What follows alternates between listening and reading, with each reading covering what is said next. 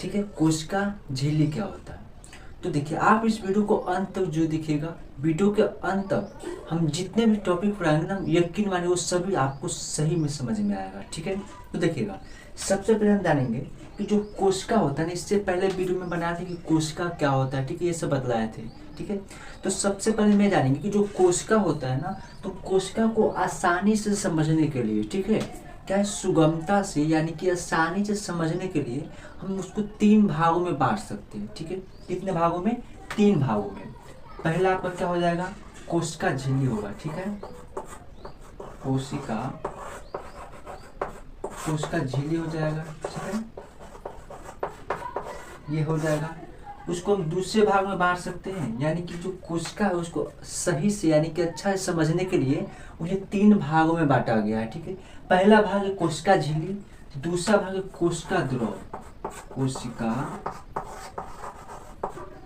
कोशिका द्रव। ठीक है, और ये तीसरा भाग है आपका केंद्र, तीसरा भाग है केंद्र। यानी कि आपको समझ में आया हुआ कि किसी भी कोशिका यानी कि कोई भी कोशिका होता है ना, उसको सही से समझने के लिए, सुगमता से समझने के लिए, पढ़ने के लिए, अध्ययन करने के लिए उसको हम 3 भागों में बांटते हैं। और यही दिया है 3 भाग है। ठीक है, यानी कि कोशिका झिल्ली, कोशिका द्रव और एक केंद्रक है। ठीक है, तो आज इस वीडियो में हम सबसे पहले देखेंगे कोशिका झिल्ली क्या होता है। ठीक है, कोशिका झिल्ली के बारे में पूरा हम बेसिक से जानेंगे। उसके बाद अगली वीडियो में कोशिका द्रव, उसके बाद केंद्रक के बारे में जानेंगे। ठीक है, तो ये इस वीडियो में हम क्या जानेंगे? कोशिका झिल्ली के बारे में। ठीक है, तो ध्यान से देखिएगा आखिर कोशिका झिल्ली होता क्या है। तो हमने बताया कि कोशिका क्या है? जीवन का आधार है, संरचनात्मक इकाई है। ठीक है, तो देखिए मान लीजिए एग्जाम्पल के लिए ये क्या है? एक कोशिका मान लेते हैं। ठीक है, ये क्या है? एक कोशिका है। तो ये जो कोशिका है ना, तो ये कोशिका के जो चारों तरफ एक झिल्ली होता है। ठीक है, झिल्ली क्या होता है? यानी कि आवरण होता है। आवरण समझते हैं ना? यानी कि मान लीजिए कोई भी आप जो है ना चाय बनाते होंगे, ठीक है, या दूध को उबालते होंगे। ठीक है, तो क्या होता है, जिस बर्तन में हम चाय को बनाते हैं, तो उस बर्तन में क्या होता है कि जो एक चाय का परत बैठ जाता है। ठीक है, चाय बनने के बाद, ठीक है, तो वो क्या करता है, वही परत होता है ना। ठीक है, तो उसी प्रकार ये मान लीजिए ये कोशिका है, और ये कोशिका के चारों तरफ क्या है कि झिल्ली उसी के प्रकार होता है। ठीक है, जैसे प्याज होता है ना, प्याज में क्या होता है, एक पतला सा जो ना उजला झिल्ली होता है, वही उसी प्रकार होता है। ठीक है, कोशिका झिल्ली। अब ये इतना समझ में आया। कोई पूछा कि कोशिका झिल्ली क्या है, तो कोशिका के चारों तरफ जो झिल्ली नुमा यानी कि जो झिल्ली होती है, जो परत होती है, वो क्या कहलाता है? कोशिका झिल्ली कहलाता है। इतना समझ में आया होगा।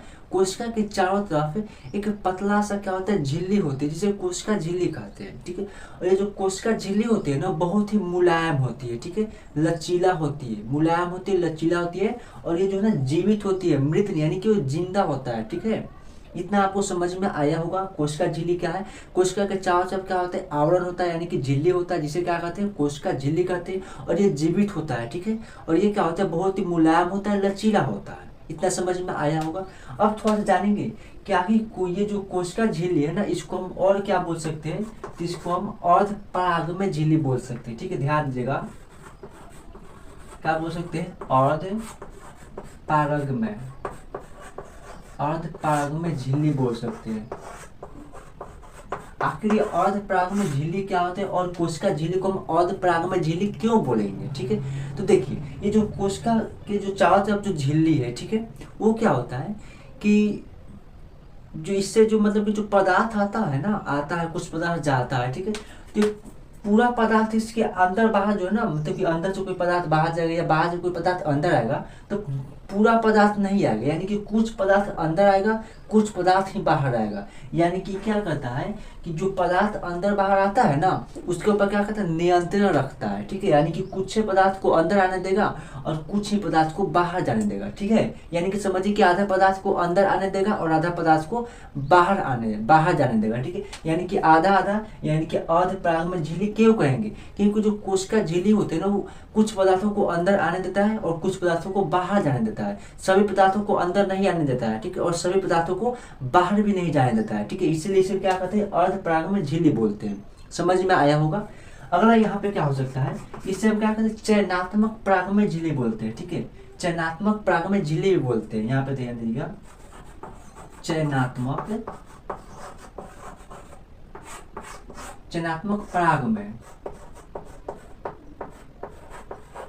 चयनात्मक पराग में झिल्ली भी बोलते हैं, ठीक है। अब इसको बताएंगे कि आखिर चयनात्मक पराग में झिल्ली क्यों बोलते हैं, ठीक है। तो देखिए ये क्या कहता है ना कि जो कोशिका झिल्ली है ना, जो कोशिका के चारों तरफ जो आवरण होता है, ठीक है, वो कोशिका झिल्ली कहलाता है। और वो क्या करता है, पदार्थों को चुन चुन कर अंदर करता है और चुन चुन कर अंदर से बाहर करता है।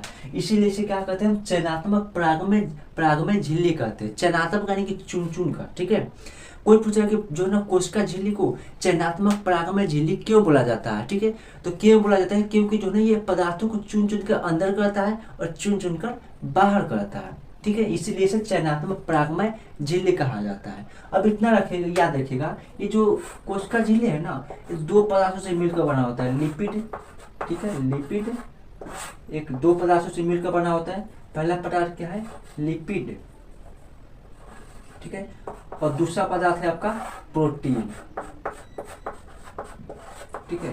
कोई पूछेगा आपसे कि बताइए कि जो कोशिका झिल्ली है ना, वो कितने पदार्थों से मिलकर बना होता है, तो दो पदार्थों से। कौन कौन सा, एक लिपिड है और दूसरा क्या है, प्रोटीन है। इन्हीं दोनों से क्या होता है, जो कोशिका झिल्ली होता है वो बनता है, ठीक है। इतना आपको समझ में आया हो कि कोशिका क्या है, कोशिका झिल्ली क्या है, ठीक है। कोशिका झिल्ली को क्या क्या बोलते हैं, ठीक है। इतना याद हो जाएगा, ठीक है। किससे बना होता है कोशिका झिल्ली। अब हम ये जानेंगे कि आखिर कोशिका झिल्ली है ना, वो इसकी आवश्यकता क्यों है कोशिका को। देखिए ये कोशिका है हमारे एग्जाम्पल के लिए, और कोशिका के चारों तरफ जो झिल्ली है ना, यानी कि जो झिल्ली है वही क्या कहता है, कोशिका झिल्ली कहलाता है। ये मुलायम होता है, लचीला होता है। इसे हम अर्ध पराग में झिल्ली बोलते हैं, चयनात्मक पराग में झिल्ली बोलते हैं, ठीक है। क्यों बोलते हैं वो बतला चुके हैं। अब यहाँ पे ध्यान दीजिए, कोई पूछेगा ना, ये एग्जाम में से सवाल आएगा कि बताइए जो कोशिका झिल्ली की आवश्यकता क्यों है, ठीक है। तो यहाँ पे देखिए ये कोशिका है, ठीक है। तो कोशिका क्या होता है, मान लीजिए कोशिका और उसके चारों तरफ क्या है, कोशिका झिल्ली है। तो क्या कोशिका झिल्ली क्या करता है ना कि कोई भी कोशिका का आकार बनाए रखने में मदद करता है, ठीक है। कोई भी कोशिका का जो आकार होता है ना, कोशिका झिल्ली के कारण ही होता है, ठीक है। एग्जाम्पल के लिए मान लीजिए कोशिका यहाँ पे हम गोल बनाया है, ठीक है। और ये कोशिका किससे ढका होता है, कोशिका झिल्ली से ढका हुआ है, ठीक है। तो ये कोशिका झिल्ली यानी कि जो कोशिका झिल्ली के अंदर है ना, तो ये कोशिका झिल्ली के अंदर मतलब कैसा भी कर, लेकिन कोशिका झिल्ली के बाहर नहीं आएगा, ठीक है। यानी कि ये क्या करता है, ये आकार को इसको बनाए रखता है। और साथ ही साथ क्या करता है, पहला क्या बताया इसका, कोशिका झिल्ली का काम क्या बताया है, ये जो है ना कोशिका के आकार को बनाए रखने में मदद करता है, ठीक है। और दूसरा क्या होता है, इसका दूसरा प्रयोग, यानी कि इसका दूसरा काम क्या हो जाएगा, तो ये क्या करता है, जो कोशिका झिल्ली होता है ना, कोशिका को सहायता भी देता है, ठीक है। सहायता भी देता है, कौन देता है, कोशिका को सहायता कौन देता है, कोशिका झिल्ली देता है, ठीक है। तीसरा आपका क्या हो जाएगा, तीसरा इसका काम हो जाएगा ना कि जो कोशिका झिल्ली है ना, वो कोशिका को सुरक्षा भी करता है, यानी कि सुरक्षित भी रखता है, ठीक है। यानी कि मदद भी करता है, बाहरी जो है ना वातावरण से उसे बचाता भी है, ठीक है। क्योंकि वो कोशिका झिल्ली के अंदर है ना कोशिका, और बाहर क्या है, कोशिका झिल्ली, वो क्या करता है, कोशिका झिल्ली कोशिका को बचाता है, ठीक है। तो इतना आपको समझ में आया होगा कि जो है ना कोशिका झिल्ली क्या है, ये इसको और क्या कहा जाता है, ये किस चीज़ से बना होता है, इसका काम क्या होता है, ठीक है।